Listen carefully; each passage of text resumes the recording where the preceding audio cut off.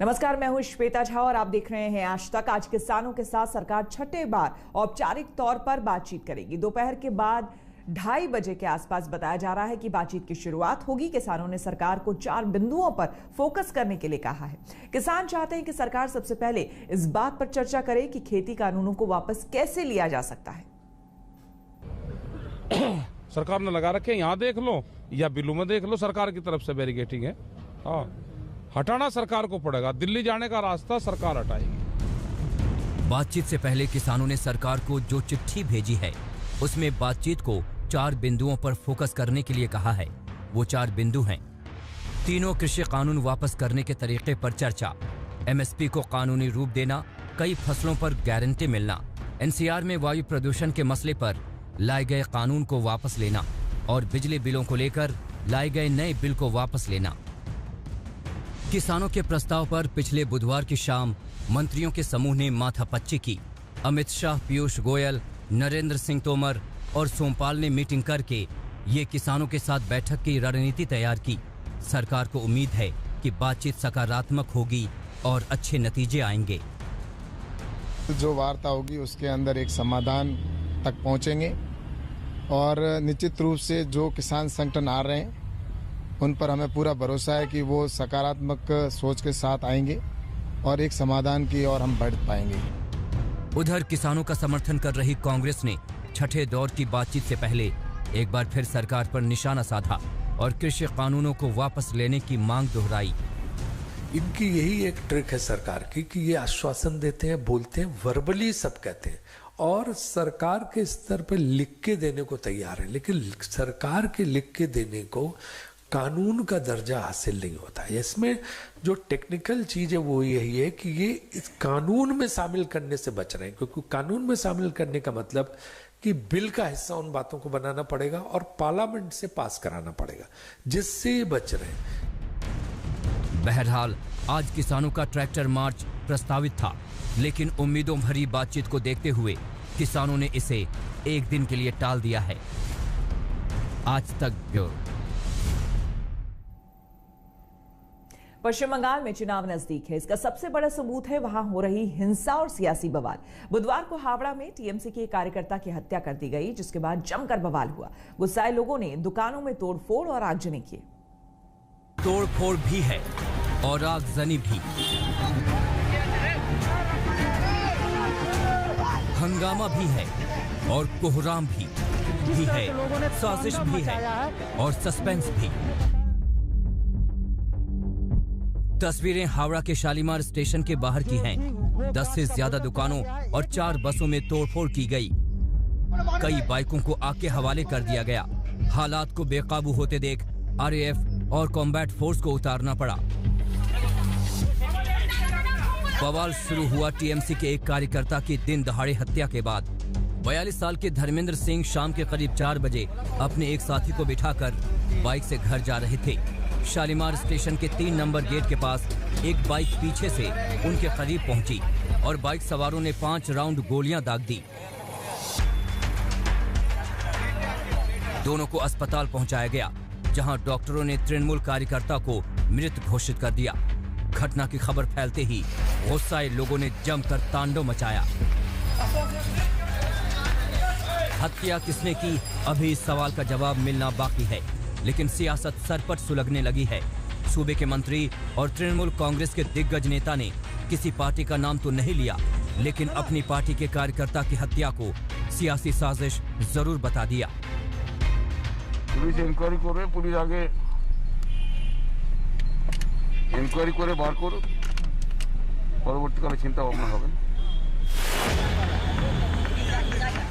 तृणमूल कांग्रेस ने बिना नाम लिए वार किया तो बीजेपी ने नाम लेकर पलटवार किया और धर्मेंद्र सिंह की हत्या को आपसी गुटबाजी का नतीजा बता दिया। हम थोड़ा अरूप राय जी को याद दिलाना चाहते हैं कि लास्ट अगस्त 16 अगस्त भारतीय जनता पार्टी का नहीं, एक तृणमूल का ब्लड डोनेशन कैंप में, जहां पर यही धर्मेंद्र सिंह का पास से एक तो दूसरे का किसी का लाइसेंस प्राप्त रिवॉल्वर मिलता है और वहां पर ब्लड डोनेशन कैंप में तृणमूल वाला इसी का धर्मेंद्र सिंह को मार के उसका मुंह से खून लेते हुए, तो हम लोग देखे हैं कि ये तृणमूल का गोष्ठीद्वंद्व है और ये गोष्ठीद्वंद्व का एक फल है, काहे कि ये तृणमूल लोग अपनों में लड़ाई कर रहे हैं और अपनों में लड़ाई करके ये उसी का फल है।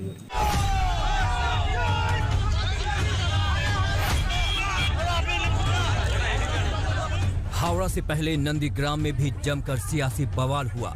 शुभेंदु अधिकारी की रैली के लिए बस से पहुंच रहे बीजेपी कार्यकर्ताओं पर हमला किया गया और बस में तोड़फोड़ की गई। बीजेपी ने तृणमूल कार्यकर्ताओं पर हमले का आरोप लगाया। দেখুন, এটা কেন্দ্র সরকার রাজ্য সরকারের সঙ্গে টানাটানি চলছে, প্রশাসনিক ব্যাপার। আমার তো মনে হয় কেন্দ্র সরকার যখন পাঠিয়েছে, ডেপুটেশনে ডেকেছে, ওদেরকে যেতে হবে। আজ হোক কাল হোক যেতেই হবে। আর সেই জন্য রাজ্য সরকার যদি মনে করে তাকে ট্রান্সফার করে দিলাম, প্রমোশন করে দিলাম, তার হাত থেকে বেঁচে আমাদের সম্ভব নয়। बंगाल में जैसे जैसे चुनाव नजदीक आएगा वैसे वैसे हत्या, हिंसा और हंगामा बढ़ता जाएगा। हावड़ा से वैद्यनाथ झा के साथ आज तक ब्यूरो। नए साल में वैक्सीन से कोरोना को मात देने की उम्मीद थी। नए साल में मास्क के हटने और अपनों से दूरी मिटने की उम्मीद थी, मगर उम्मीदों के इस रंग में नए कोरोना ने भंग मिला दिया है। ब्रिटेन से देश लौटे 6 लोगों में कोरोना का नया स्ट्रेन कंफर्म हो गया है। इस खबर के आते ही वही हुआ जिस नए कोरोना के हमले के बाद ब्रिटेन में 28 दिन में 71,000 लोगों की जान चली गई। जिस नए कोरोना की वजह से ब्रिटेन में एक दिन में 43,000 से ज्यादा मामले सामने आए। जिस नए कोरोना की वजह से ब्रिटेन के अस्पतालों में इतने मरीज भर्ती हो चुके हैं जितने अप्रैल में पिछले कोरोना की वजह से भी नहीं थे। ब्रिटेन का वही नया कोरोना भारत में दाखिल हो चुका है। ऐसे में सवाल उठता है, क्या 70% तेजी से फैलने वाले नए कोरोना से भारत में महामारी फिर से बेकाबू हो सकती है? क्या फिर से देश लॉकडाउन के दौर से गुजरेगा? ऐसे कई सवाल उठ रहे हैं क्योंकि नया कोरोना ब्रिटेन से आने वाली उड़ानों के जरिए देश में घुस आया। उड़ानों पर 22 दिसंबर की आधी रात से पाबंदी लगा दी गई थी, लेकिन उससे पहले आए यात्रियों के साथ नया कोरोना देश में दाखिल हो गया। पाबंदी से पहले ब्रिटेन से भारत आने वाले 114 यात्रियों को कोरोना पॉजिटिव पाया गया। उनमें से 6 लोगों में ब्रिटेन का नया वेरिएंट मिला है। स्वास्थ्य मंत्रालय के मुताबिक इन 6 लोगों में से 3 में नया स्ट्रेन बेंगलुरु की NIMHANS में, 2 हैदराबाद के centre for cellular and molecular biology में और एक पुणे की नेशनल इंस्टीट्यूट ऑफ वायरोलॉजी की लैब में पाया गया है। इन सभी लोगों को संबंधित राज्यों के अस्पतालों में अलग अलग कमरों में आइसोलेट कर दिया गया है। उनके संपर्क में आने वालों को भी क्वारंटीन कर दिया गया है। उनके साथ सफर करने वालों, संपर्क में आने वाले परिवार के लोगों का पता लगाया जा रहा है।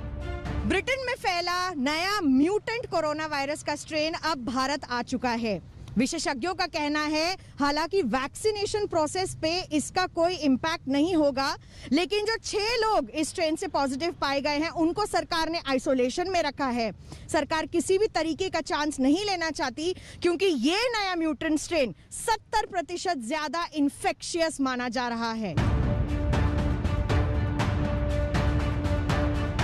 भारत में ब्रिटेन के तेजी से फैलने वाले नए कोरोना की एंट्री से हड़कंप मच गया। स्वास्थ्य मंत्रालय ने शाम 4 बजे प्रेस कॉन्फ्रेंस की, जिसमें स्वास्थ्य सचिव, ICMR के DG, नीति आयोग के स्वास्थ्य सदस्य के साथ ही प्रधानमंत्री के वैज्ञानिक सलाहकार शामिल हुए। PM के वैज्ञानिक सलाहकार ने बताया कि कोरोना का नया स्ट्रेन इतनी तेजी से क्यों फैलता है। अभी स्पाइक प्रोटीन में करीब 17 चेंजेस हैं, उसमें से 8 काफी इम्पोर्टेंट है। ये UK वेरिएंट जो है ज्यादा ट्रांसमिसिबल है, इट इज मोर ट्रांसमिसिबल। नए कोरोना की एंट्री ऐसे वक्त में हुई है जब देश पुराने कोरोना के मामलों पर काफी हद तक काबू पा चुका था। केंद्रीय स्वास्थ्य मंत्रालय के मुताबिक प्रति 10 लाख आबादी पर भारत में दूसरे देशों के मुकाबले सबसे कम 7,408 मामले हैं। मौत के मामले में भारत में प्रति 10 लाख में 107 मौत के मामले हैं। एक्टिव केस के मामले में भी भारत में 10 लाख में सिर्फ 194 लोग कोरोना से पीड़ित हैं। वहीं 7 दिन में भारत में 110 नए केस प्रति 10 लाख आबादी पर आए, जो सबसे कम है। वहीं पिछले 7 दिन में प्रति 10 लाख आबादी पर भारत में 2 लोगों की मौत हुई, जो सबसे कम है। इस बीच वैक्सीन आने की भी उम्मीद है। क्योंकि सरकार ने कह दिया है कि जनवरी से वैक्सीनेशन की शुरुआत हो सकती है। मगर नए कोरोना की एंट्री ने चिंता बढ़ा दी है। हालांकि पीएम के वैज्ञानिक सलाहकार ने दावा किया कि भारत में आने वाली वैक्सीन नए कोरोना पर भी कारगर होगी। वैक्सीन जो हैं पाइपलाइन पे हमारे देश में और बाहर भी, ये इन वेरिएंट्स जो यूके में हैं और साउथ अफ्रीका में भी आए हैं, इनके अगेंस्ट काम करेगी। तो एक इम्पोर्टेंट अश्योरेंस है कि इस स्टेट पे वैक्सीन के बारे में फिक्र करने की अभी जरूरत नहीं है। इसके साथ ही स्वास्थ्य मंत्रालय ने आगाह किया है कि फिलहाल किसी भी तरह की ढिलाई महंगी साबित हो सकती है। दिल्ली में मिलन शर्मा के साथ आज तक ब्यूरो। और अब बात पहाड़ों की। हिमाचल प्रदेश से लेकर उत्तराखंड और जम्मू कश्मीर में बेहिसाब बर्फबारी हो रही है। हिमाचल के डलहौजी, शिमला और सोलन में बर्फ ने सब कुछ अपनी आगोश में ले लिया है, तो जम्मू कश्मीर में श्रीनगर से लेकर पटनीटॉप तक भयंकर बर्फबारी हो रही है। पारा माइनस में कई। हिमाचल प्रदेश के डलहौजी की तस्वीरें हैं। पहली नजर में देखने में लगता है ये बर्फिस्तान की तस्वीरें हैं। सब कुछ बर्फ में दबा ढका हुआ नजर आ। कारों पर इतनी बर्फ है कि दिखाई भी नहीं पड़ रही है। डलहौजी के इस टूरिस्ट स्पॉट को देखिए, पूरा इलाका ही बर्फिस्तान में बदल चुका है। कारों पर बर्फ है, पेड़ों पर बर्फ है, होटल भी बर्फ में दब गए हैं। और ये देखिए, स्कूटर और मोटरसाइकिलों ने जैसे बर्फ की समाधि ले ली है।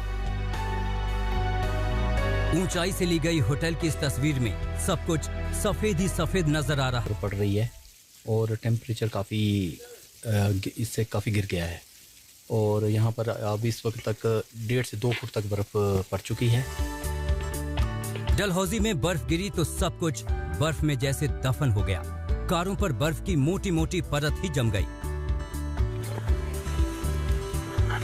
इस तस्वीर को भी देखिए, कैसे एक शख्स वाइपर से कार पर जमी बर्फ हटा रहा है। डलहौजी में पारा माइनस में चला गया है। यहाँ का नजारा ऐसा है कि जैसे स्विट्जरलैंड में आ गए हों।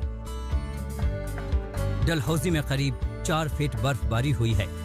इस बर्फबारी में टूरिस्टों को मजा तो आ रहा है, लेकिन संकट भी खड़ा हो गया है। टूरिस्टों की कारें जहाँ थीं, वहीं जम गई हैं।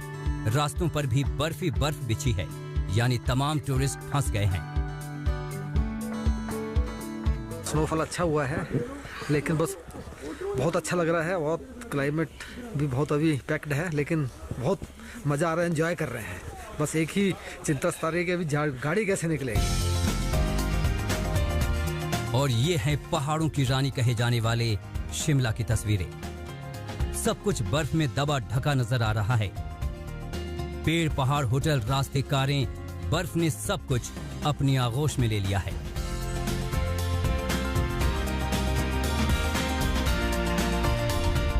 शिमला की फिजा ही बदली हुई है। स्नोफॉल हो रहा है और सफेद वादियों में तिरंगा लहरा रहा है। टूरिस्टों के लिए तो जैसे चांदी हो गई है।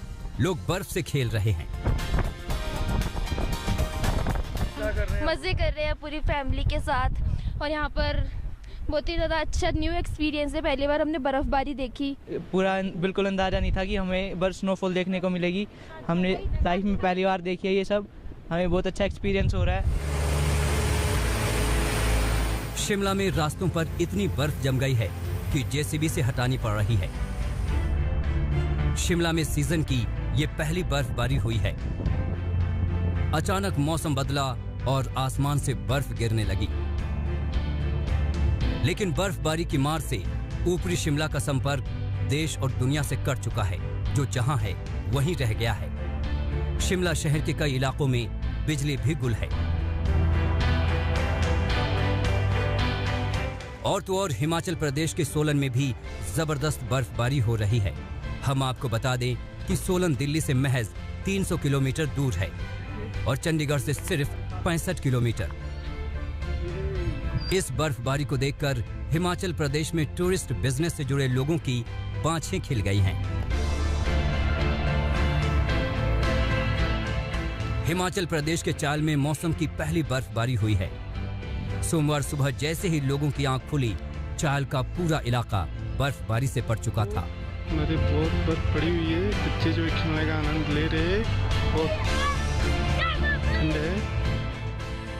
हम आपको बता दें कि हिमाचल प्रदेश के कुफरी में 30 सेंटीमीटर से ज्यादा बर्फबारी हुई है, तो डलहौजी में 22 सेंटीमीटर बर्फ गिरी है, जबकि कोठी में 18 सेंटीमीटर, खजराला में 14, निचार में 10, शिमला में 9, जुब्बलहट्टी में 4, केलांग में 3 सेंटीमीटर बर्फबारी रिकॉर्ड की गई है।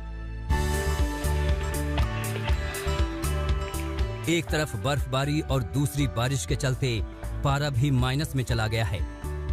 हिमाचल प्रदेश के डलहौजी में -3.4 डिग्री सेल्सियस, कुफरी में -2.4 डिग्री सेल्सियस और शिमला में पारा -1.1 डिग्री सेल्सियस चला गया है, जबकि मनाली में पारा -0.2 डिग्री रिकॉर्ड किया गया है।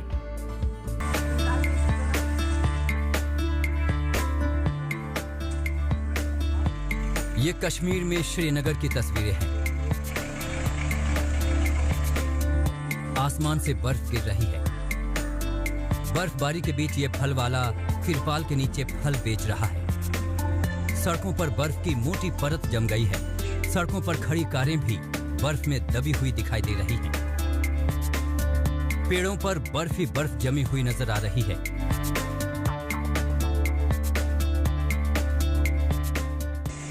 बर्फ से पटे रास्तों पर गाड़ियां चल रही हैं। श्रीनगर की ये अद्भुत तस्वीर है।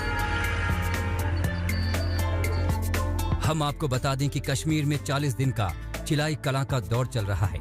इस दौरान कश्मीर में कड़ाके की ठंड के साथ भयंकर बर्फबारी होती है और सर्दी का आलम ये रहता है कि पानी की लाइनें भी जम जाती हैं। ये चिलाई कलां 21 दिसंबर से शुरू हुआ है और 31 जनवरी तक चलेगा।